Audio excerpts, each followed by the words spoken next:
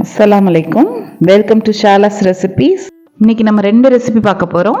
Mango Mastani, அப்புறம் homemade mango Frooti. வாங்க எப்படி செய்யலாம்னு பார்க்கலாம்.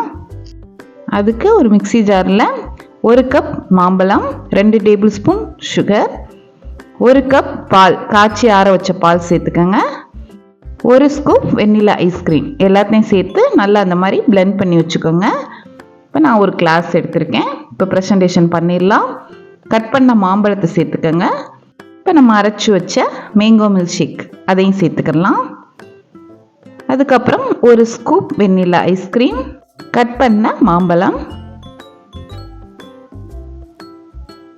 அதுக்கப்புறம் பாதாம் நான் கொஞ்சம் சேர்த்துக்கிறேன். நட்ஸ் சேர்த்து சாப்பிடையில இன்னும் நல்லாயிருக்கும். கொஞ்சம் டூட்டி ஃப்ரூட்டி, அதுக்கப்புறம் மேங்கோ மில்க் ஷேக், அதுக்கு மேலே மறுபடியும் ஒரு வெண்ணிலா ஐஸ் ஸ்கூப், கட் பண்ண மாம்பழம், பாதாம், டூட்டி ஃப்ரூட்டி. அவ்வளோதேங்க, நம்மளுடைய மஸ்தானி தயாராகிடுச்சு. இது நல்லா ஜில்லுன்னு ஃப்ரிட்ஜில் வச்சு நீங்கள் சர்வ் பண்ணுங்கள். இந்த வெயிலுக்கு அவ்வளோ அருமையாக இருக்கும் சாப்பிட்றதுக்கு. கண்டிப்பாக நீங்கள் ட்ரை பண்ணி பாருங்கள்.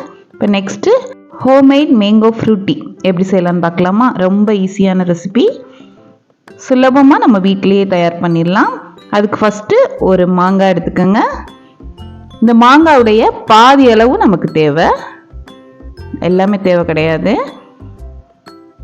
நான் ஒரு மாம்பழத்துக்கு இந்த பாதி மாங்காய் எடுத்திருக்கேன். இந்த சைஸ் போதும். இது சின்ன சின்னதாக நம்ம இப்போ கட் பண்ணிக்கிடலாம். இன்ஸ்டண்ட்டாக உடனே பண்ணிடலாங்க. ஃப்ரெஷ்ஷாக அப்பப்போ செஞ்சு நம்ம சாப்பிட்றதுக்கு அருமையாக இருக்கும். நீங்கள் மாங்காவை குக்கர்லேயும் வேக வச்சு அதுக்கப்புறம் நம்ம சேர்த்துக்கலாம். இல்லைன்னா இப்படி ராவாக சேர்த்து நம்ம அதுக்கப்புறம் குக் பண்ணிக்கலாம். எப்படி வேணால் பண்ணிக்கலாம்.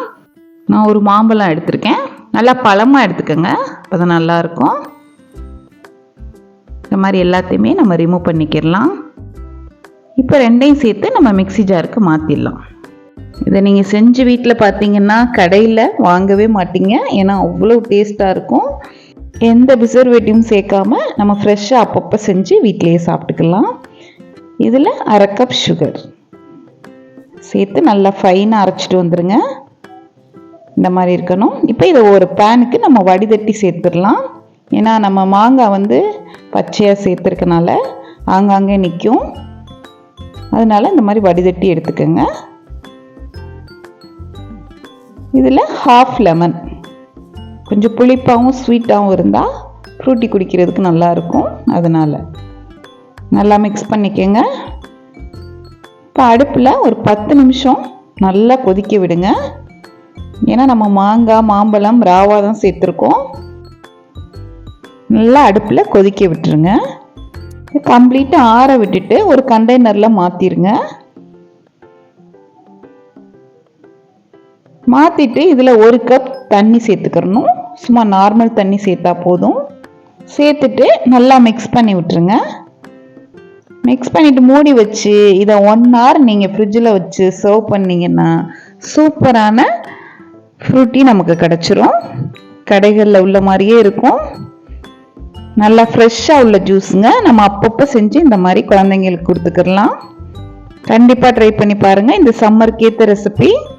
இந்த 2 ரெசிபியுமே சாப்பிட்றதுக்கு அவ்வளோ அருமையாக இருக்கும். இந்த ரெசிபி உங்களுக்கு பிடிச்சிருந்துச்சுன்னா லைக் பண்ணுங்கள், ஷேர் பண்ணுங்கள், சப்ஸ்கிரைப் பண்ணுங்கள். இன்ஷா அல்லாஹ் நெக்ஸ்ட் வீடியோவில் பார்ப்போம். தேங்க்ஸ் ஃபார் வாட்சிங். பாய்.